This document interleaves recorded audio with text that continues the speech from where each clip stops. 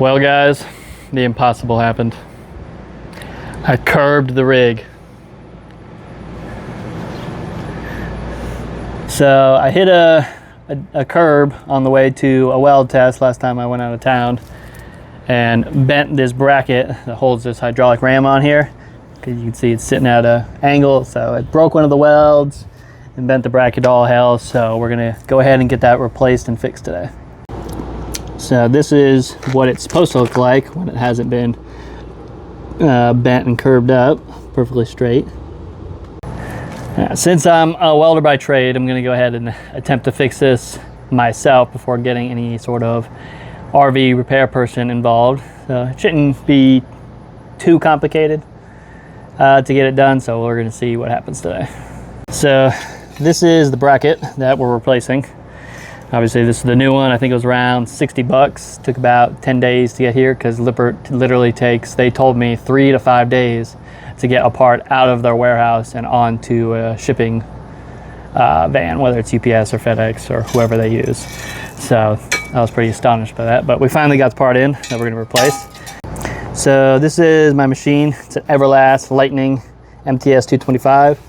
It can basically do anything besides plasma cut. I can weld steel, stainless, aluminum, MIG, stick, TIG, all the fancy stuff. So it was about, I think, $2,000 when I bought it like 5 years ago. So it's came in pretty handy. It's already paid for itself multiple times over, so it should work pretty good for this project. So, all right, so first things first, we have to get this hydraulic ram unbolted from the bracket and zip tied up or pushed up out of the way. That way we can get this old bracket cut off here.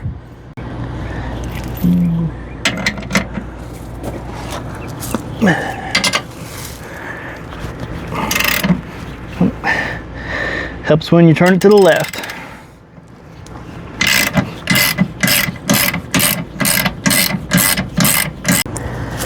Well, before I make a mistake and unbolt all this, while the weight are still on the hydraulic rams, I'm going to go ahead and get them all retracted.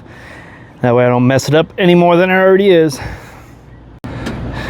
All right, now we can keep on bolting here without a catastrophic failure.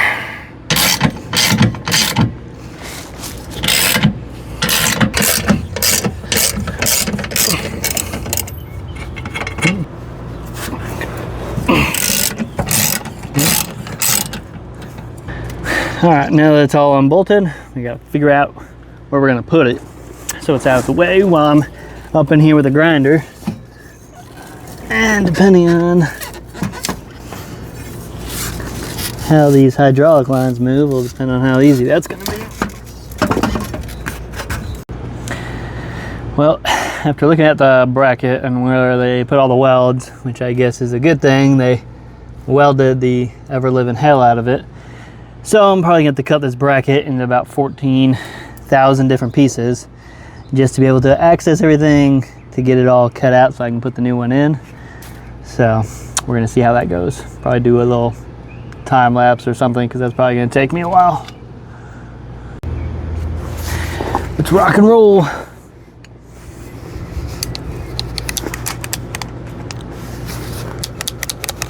No power.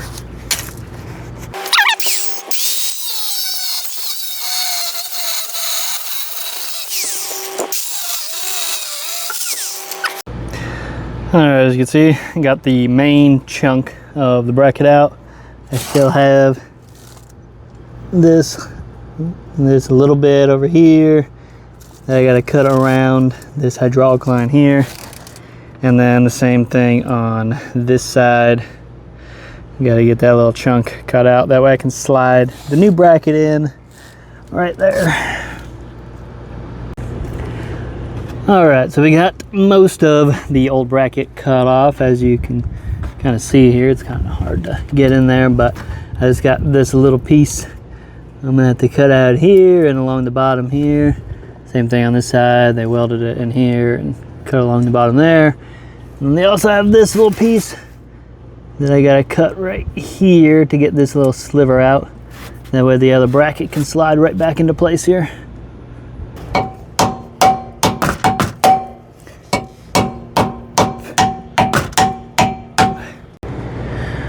All right, after many cuts and a lot of beating on with a hammer, I finally got this side of the bracket all cut off. I just got to clean up down here with a grinder, clean up there with a little grinding wheel, and get it smooth so I can slide that bracket in. But I still have to do this side and get this piece right here cut out.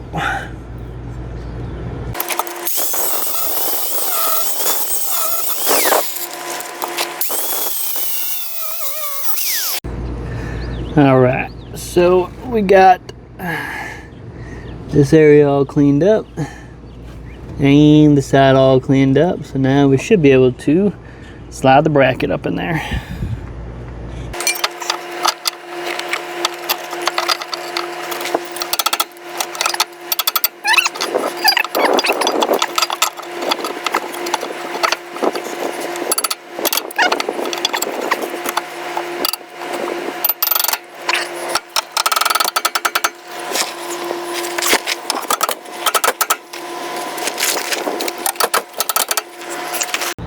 All right, so we got the bracket in finally. So now it's time to hook up the machine, grab a couple clamps to clamp together a couple spots where it's a little gapped out, and then get it welded in and bolted back up.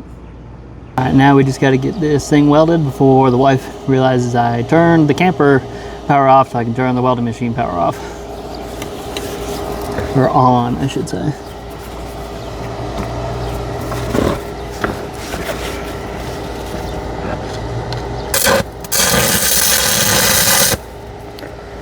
I don't know why my is not going dark. The battery must have died on it, which is lovely. There we go.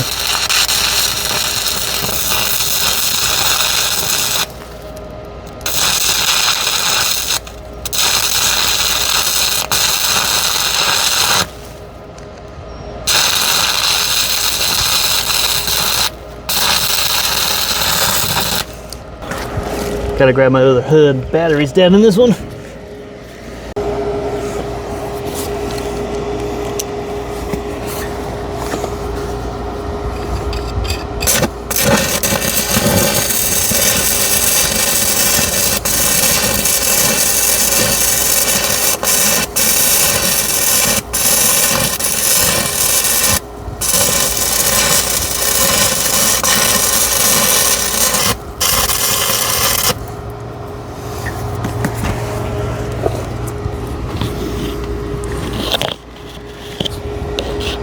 That's one side done.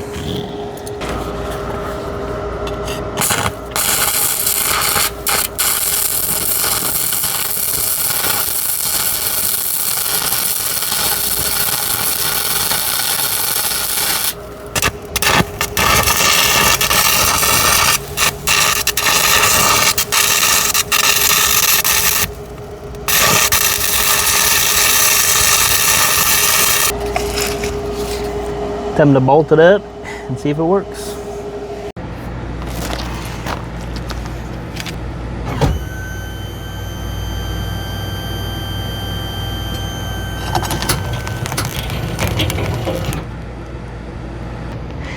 All right, we got it done.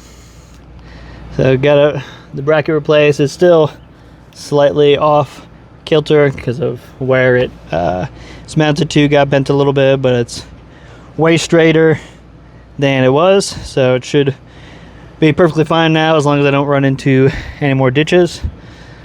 So now we just got to get everything cleaned up, put away. So thanks for watching. I'm curious to see the comments of all the people who think they could have done this some way better than me or welded it better than I did. So we'll see what happens along that front. But thanks for watching.